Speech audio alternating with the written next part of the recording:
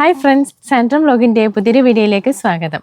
എല്ലാ കൂട്ടുകാർക്കും പുതുവത്സരാശംസകൾ. 2026 നമ്മളുടെ അടുക്കള തോട്ടത്തിൽ ഒരു 10 ഗ്രോ ബാഗെങ്കിലും നമുക്ക് പച്ചക്കറികൾ കൃഷി ചെയ്ത് വളർത്തിക്കൊണ്ട് വന്ന് അതിൽ നിന്ന് വിളവെടുക്കാം നമുക്ക് പ്രതിജ്ഞ ചെയ്യാം. അപ്പം ഈ ജനുവരി മാസത്തിൽ എന്തൊക്കെ സിമ്പിളായിട്ട് നമുക്ക് കൃഷി ചെയ്ത് വിളവെടുക്കാം എന്ന് ഉള്ളതാണ് ഇന്നത്തെ നമ്മളുടെ വീഡിയോ. അപ്പോൾ ആർക്ക് വേണമെങ്കിലും രാവിലെയോ വൈകുന്നേരമോ 1 മണിക്കൂർ ഈ കൃഷിക്ക് വേണ്ടി ചിലവാക്കാൻ വേണ്ടി മാറ്റി വെക്കുകയാണെങ്കിൽ നിഷ്പ്രയാസം നമുക്ക് നമ്മുടെ അടുക്കള തോട്ടത്തിൽ പൊന്നു വിളയിക്കാം. അപ്പം എൻ്റെ സപ്പോർട്ട് എപ്പോഴും ഉണ്ടാകും. ഞാൻ എൻ്റെ 9074514604 എന്ന നമ്പർ വിത്ത് സെയിലിന് വേണ്ടി കൊടുത്തിട്ടുണ്ട്. അതുപോലെ തന്നെ നിങ്ങൾക്ക് എന്ത് സംശയം ഉണ്ടെങ്കിലും അതിൽ വാട്സാപ്പിൽ മെസ്സേജ് ചെയ്ത് നിങ്ങൾക്ക് ചോദിക്കാവുന്നതുമാണ്. അപ്പോൾ ആദ്യം തന്നെ മുളക്, നമ്മുടെ അടുക്കളയിലേക്ക് നമുക്ക് എന്നും ആവശ്യമായിട്ടുള്ളതാണ് പച്ചമുളക് അല്ലേ. പച്ചമുളക് പലതരത്തിലുള്ളതുണ്ട്, സിറ, ബുള്ളറ്റ് മുളക്, അങ്ങനെ ഒരുപാട് പേരിലുള്ള പല ഇനത്തിലുള്ളതുണ്ട്. ഏതാണെങ്കിലും നമുക്ക് കൃഷി ചെയ്ത് നമ്മളുടെ അടുക്കള തോട്ടത്തിൻ്റെ ഭാഗമാക്കാം. രണ്ടാമതായിട്ട് ഈ ജനുവരി മാസത്തിൽ ഏറ്റവും നന്നായിട്ട് കൃഷി ചെയ്യാൻ പറ്റുന്നതാണ് ഇലക്കറികൾ നമുക്ക് തരുന്നിട്ടുള്ള ചീരവർഗ്ഗങ്ങളെല്ലാം തന്നെ. പലതരത്തിലുള്ള ചീര ഇപ്പം ലഭ്യമാണ്. വ്ളാത്താങ്കര ചീര, സുന്ദരി ചീര, പാൽ ചീര, മയിൽപ്പീലി ചീര, അങ്ങനെ ഒരുപാട് ചീരകളുണ്ട്. കൂട്ടത്തിൽ കാബേജും കോളിഫ്ലവറും ബ്രൊക്കോളി, അങ്ങനെ ഇപ്പം ശീതകാല പച്ചക്കറികളെല്ലാം തന്നെ ഇനിയും കൃഷി ചെയ്യാവുന്നതേ ഉള്ളൂ. ഇപ്പം നമ്മൾ പ്രധാനമായിട്ടൊരു കാര്യം ശ്രദ്ധിക്കേണ്ടത്, പണ്ടത്തെ കൃഷി കലണ്ടർ നോക്കിയിരുന്ന ആരും കൃഷി ചെയ്യാനായിട്ട് ശ്രമിക്കേണ്ട. കാരണം കാലാവസ്ഥകൾ മാറി മാറി വന്നുകൊണ്ടിരിക്കുകയാണ്. ഇപ്പം ചില സമയത്ത് നമ്മൾ കൃഷി ചെയ്താൽ നമുക്ക് നന്നായിട്ട് വിളവ് കിട്ടും, ചിലപ്പോൾ കിട്ടത്തില്ലായിരിക്കും. അപ്പം നമ്മൾ അതൊന്നും വിചാരിച്ച് മടി പിടിച്ചിരിക്കുകയോ അല്ലെങ്കിൽ നമുക്ക് അങ്ങനെ കിട്ടുന്നില്ലല്ലോ എന്ന് വിചാരിച്ച് പിന്മാറുകയോ ചെയ്യരുത്. നമുക്കുള്ളത് കൊണ്ട് ഓണം പോലെ എങ്ങനെയാണോ ചെയ്യാൻ പറ്റുന്ന ആ രീതിയിലുള്ള എല്ലാ പച്ചക്കറികളും കൃഷി ചെയ്ത് നോക്കിക്കോ.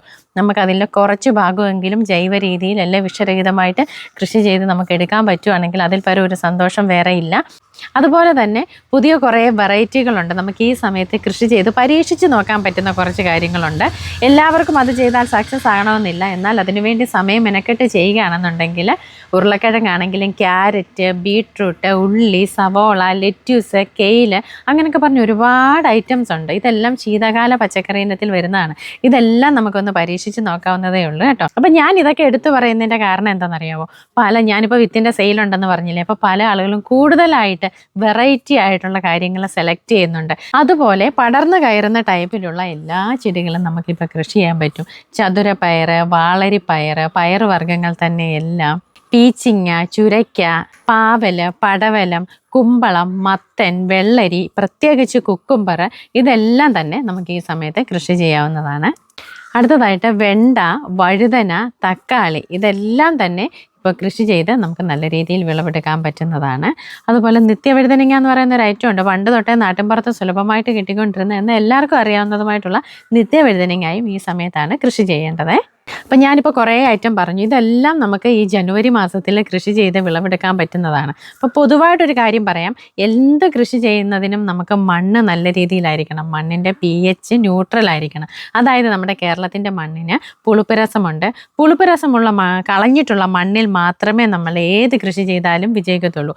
അങ്ങനെയുള്ള മണ്ണിൽ നമ്മൾ വളം കൊടുത്തെങ്കിൽ മാത്രമേ ചെടികൾക്ക് വെള്ളമായാലും വളമായാലും പിടിച്ചെടുക്കുന്നതിനുള്ള ഒരു ശേഷി ലഭിക്കത്തുള്ളൂ.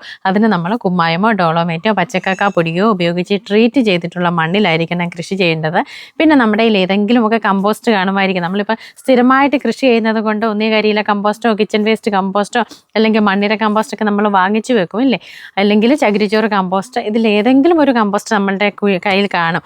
കാരണം ഈ ഉണക്ക സമയത്ത് നമ്മൾ കൃഷി ചെയ്യുമ്പോൾ കമ്പോസ്റ്റ് ഇനങ്ങളും കൂടെ നമ്മുടെ പോട്ടി മിക്സിൻ്റെ കൂട്ടത്തിലുണ്ടെങ്കിൽ ജലാംശം പിടിച്ച് നിർത്തുന്നതിന് സഹായിക്കും. ഇതൊന്നും ഇല്ലെങ്കിലും നമ്മളുടെ കയ്യിൽ കരിയില ഇഷ്ടം പോലെ നമ്മുടെ നാട്ടിൻപുറത്തൊക്കെ ഉണ്ടല്ലോ, കരിയില പൊടിച്ച് നമ്മുടെ പോട്ടി മിക്സിൻ്റെ കൂടെ ചേർക്കുന്നതിന് മറക്കരുത്.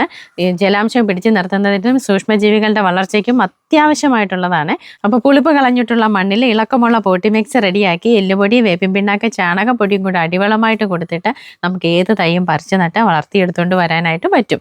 അപ്പം അതുപോലെ നമ്മൾ പ്രത്യേകിച്ച് ഒരു കാര്യം ശ്രദ്ധിക്കണം, ഈ സമയത്ത് നല്ല രീതിയിൽ തന്നെ കരിയില പുതയിട്ട് കൊടുക്കണേ.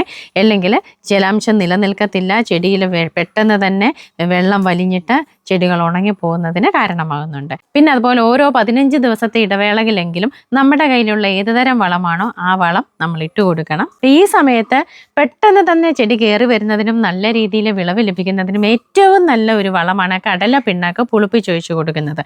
അപ്പോൾ പൊടി രൂപത്തിലുള്ള വളങ്ങൾ നമുക്ക് നമുക്ക് കൊടുക്കാം, ഇതുപോലെ ലിക്വിഡ് രൂപത്തിലുള്ള വളങ്ങൾ നമുക്ക് കൊടുക്കാനായിട്ട് പറ്റും. അപ്പോൾ കിച്ചൺ വേസ്റ്റ് കൊണ്ട് നമ്മൾ സ്ലറിയൊക്കെ ഉണ്ടാക്കത്തില്ലേ, അതൊക്കെ നമുക്ക് മാറി മാറി വളങ്ങൾ കൊടുക്കുക.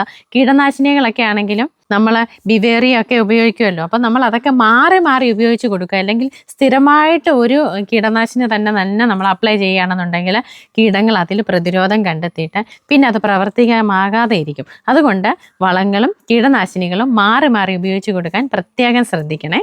അപ്പോൾ ഇങ്ങനെ കുറച്ച് കാര്യങ്ങളൊക്കെ ശ്രദ്ധിക്കുകയാണെങ്കിൽ നമുക്ക് എല്ലാവർക്കും നല്ല രീതിയിൽ തന്നെ കൃഷി മുന്നോട്ട് കൊണ്ടുപോകാനായിട്ട് പറ്റും. അതുപോലെ വിത്ത് വേണമെങ്കിൽ നമ്മുടെ സയൻഡ്രം ഓൺലൈൻ സ്റ്റോറിൽ ലഭ്യമാണ്. എല്ലാത്തരം പച്ചക്കറി വിത്തുകളും ലഭ്യമാണ്. നമ്മുടെ നമ്പർ ഇതിൽ കൊടുക്കാം. വാട്സാപ്പിൽ മെസ്സേജ് ചെയ്ത് കാറ്റലോഗ് ചെക്ക് ചെയ്ത് നിങ്ങൾക്ക് ഓർഡർ ചെയ്യുന്നതാണ്. അപ്പോൾ ഇന്നത്തെ വീഡിയോ നിങ്ങൾക്ക് എല്ലാവർക്കും ഉപകാരപ്രദമായെന്ന് വിശ്വസിക്കുന്നു. മറ്റൊരു വീഡിയോയുമായി വീണ്ടും കാണാം. നന്ദി.